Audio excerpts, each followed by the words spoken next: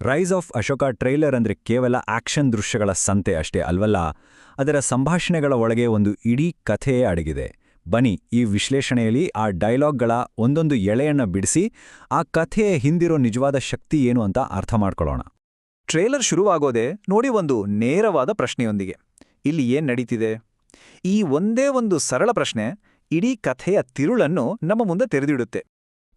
ಹಾಗಾದ್ರೆ ಈ ಕಥೆಯ ಒಗಟಿನ ಮೊದಲ ಭಾಗವನ್ನ ಬಿಡಿಸೋಣವಾ? ಎಲ್ಲವೂ ಶುರುವಾಗೋದು ತುಂಬಾನೇ ಸರಳವಾದ ಒಂದು ಚಿಕ್ಕ ಆಕಾಂಕ್ಷೆಯಿಂದ. ಇದನ್ನ ಕೇಳಿ, ನಮ್ಮ ಅಶೋಕಂಗೆ ಒಂದು ಸರ್ಕಾರಿ ಕೆಲಸ ಕೊಡಿಸ್ಬಿಡುತ್ತಾಯಿ. ಈ ಇಡೀ ಮಹಾಕಥೆಯ ಬೇರು ಇರೋದೇ ಈ ಒಂದು ಸಣ್ಣ ಪ್ರಾರ್ಥನೆಯಲ್ಲಿ. ಇದು ಕೇವಲ ಒಬ್ಬ ವ್ಯಕ್ತಿಯ ಆಸೆ ಅಲ್ಲ, ಇದು ಇಡೀ ಸಮುದಾಯದ ಒಂದು ಕನಸು. ಇಲ್ಲಿ ಗಮನಿಸಬೇಕಾದ ವಿಷಯ ಅಂದ್ರೆ, ಇದು ಬರೀ ಒಬ್ಬ ಅಶೋಕನ ರೆವಿನ್ಯೂ ಇನ್ಸ್ಪೆಕ್ಟರ್ ಪರೀಕ್ಷೆಯಲ್ಲ, ಇದು ಇಡೀ ಸಮುದಾಯದ ಭವಿಷ್ಯದ ಪ್ರಶ್ನೆ. ಅವನ ಯಶಸ್ಸು ಇಡೀ ಊರಿಗೆ ಗೆಲುವು ತಂದುಕೊಡುತ್ತೆ, ಅವನ ಸೋಲು ಎಲ್ಲರ ಸೋಲು. ಆದರೆ ಕತೆಗೆ ಅಸಲಿ ತಿರುವು ಸಿಗೋದೇ ಇಲ್ಲಿ. ಅಶೋಕನ ಗುರಿ ಕೇವಲ ಒಂದು ಸರ್ಕಾರಿ ಕೆಲಸ ಆಗಿರೋದಿಲ್ಲ, ಅದಕ್ಕಿಂತ ಎಷ್ಟೋ ದೊಡ್ಡ ಶಕ್ತಿಯಾಗಿ ಬೆಳಿತಾನೆ, ಜನರ ರಕ್ಷಕನಾಗಿ.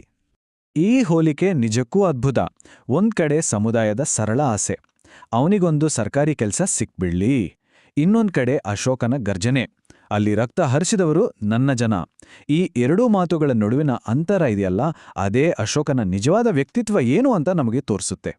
ಅಷ್ಟೇ ಅಲ್ಲ, ಅವನ ಬದ್ಧತೆ ಎಷ್ಟರ ಮಟ್ಟಿಗೆ ಇದೆ ಅಂದ್ರೆ, ಅವನು ಹೀಗೆ ಪ್ರತಿಜ್ಞೆ ಮಾಡ್ತಾನೆ: ನನ್ನ ಕಣ್ಣು ರೆಪ್ಪೆ ಮುಚ್ಚೋವರೆಗೂ ನನ್ನ ಜನರ ಬೆನ್ನ ಮೇಲೆ ಒಂದು ಕೂದಲು ಕೂಡ ಬಾಗಲ್ಲ. ಕೇಳಿದ್ರಲ್ವಾ? ಇದು ಬರೀ ಡೈಲಾಗ್ ಅಲ್ಲ, ಇದೊಂದು ಭರವಸೆ, ಒಂದು ತರದ ಶಪಥ. ಆದ್ರೆ ಒಬ್ಬ ಹೀರೋ ಪಯಣ ಪೂರ್ಣ ಆಗೋದು ಯಾವಾಗ? ಒಬ್ಬ ಖಡಕ್ ವಿಲನ್ ಎಂಟ್ರಿ ಆದಾಗ್ತಾನೆ. ಹಾಗಾದ್ರೆ ಅಶೋಕನ ದಾರಿಗೆ ಅಡ್ಡ ಬರುವ ಆ ಕರಾಳ ಶಕ್ತಿ ಯಾರು?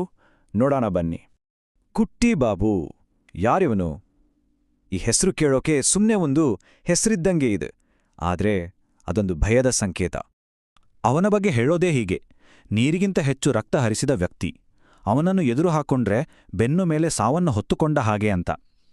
ಇಲ್ಲಿ ಮುಖ್ಯವಾದ ಅಂಶ ಏನಂದ್ರೆ, ಅವನು ಮಾಡೋ ಕೆಲಸಗಳಿಗಿಂತ ಅವನು ಜನರಲ್ಲಿ ಸೃಷ್ಟಿಸುವ ಭಯ ಇದೆಯಲ್ಲ, ಅದೇ ಅವನ ನಿಜವಾದ ಶಕ್ತಿ.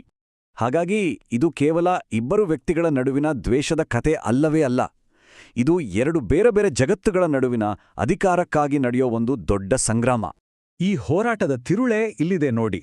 ಅಶೋಕನ ದೃಷ್ಟಿಯಲ್ಲಿ ಅವನ ಮುಖದಲ್ಲಿ ನಗು ಮಾತ್ರ ಇರಬೇಕು, ಆದ್ರೆ ಖಳನಾಯಕನ ವಾಸ್ತವದಲ್ಲಿ ಏನಾಗ್ತಿದೆ? ತಲೆ ತೆಗೆಸ್ಕೊಂಡು ಸತ್ತ ಹಾಗೆ ಬದುಕ್ತಾರೆ. ಇದು ಕೇವಲ ಹೋರಾಟ ಅಲ್ಲ, ಇದು ಸುಖ ಮತ್ತು ದುಃಖದ ನಡುವಿನ, ಜೀವನ ಮತ್ತು ಸಾವಿನ ನಡುವಿನ ಸಂಘರ್ಷ.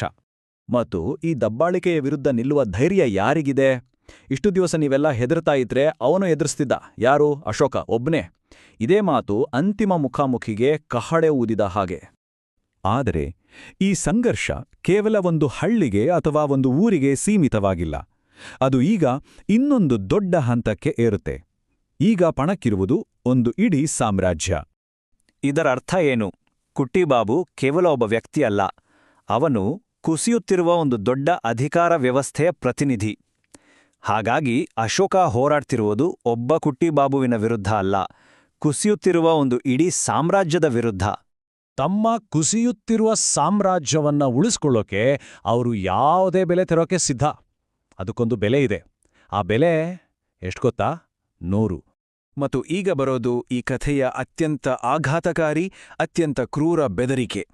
ಸಾಮ್ರಾಜ್ಯ ಕುಸಿಯುತ್ತೆ ಅಂತ ಗೊತ್ತಾದ್ರೆ ನಿನ್ನಂಥ 100 ಅಶೋಕನ ಪ್ರಾಣ ಬೇಕಾದರೂ ತೆಗಿತಾರೆ. ಈ ಒಂದೇ ಒಂದು ವಾಕ್ಯ ಈ ಹೋರಾಟದ ನಿಜವಾದ ಅಗಾಧತೆಯನ್ನ ನಮ್ಮ ಕಣ್ಣು ಮುಂದೆ ತಂದು ನಿಲ್ಲಿಸ್ಬಿಡುತ್ತೆ. ಹಾಗಾದ್ರೆ ಇಡೀ ಕಥೆ ನಮ್ಮನ್ನು ಕೊನೆಗೆ ತಂದು ನಿಲ್ಸೋದು ಈ ಒಂದೇ ಒಂದು ಪ್ರಶ್ನೆಯ ಮುಂದೆ: ಒಬ್ಬ ವ್ಯಕ್ತಿ ಒಂದು ಇಡೀ ಸಾಮ್ರಾಜ್ಯದ ವಿರುದ್ಧ ನಿಲ್ಲೋಕೆ ಸಾಧ್ಯನಾ? ಈ ಪ್ರಶ್ನೆಗೆ ಉತ್ತರವೇ ಅಶೋಕನ ಪಯಣ.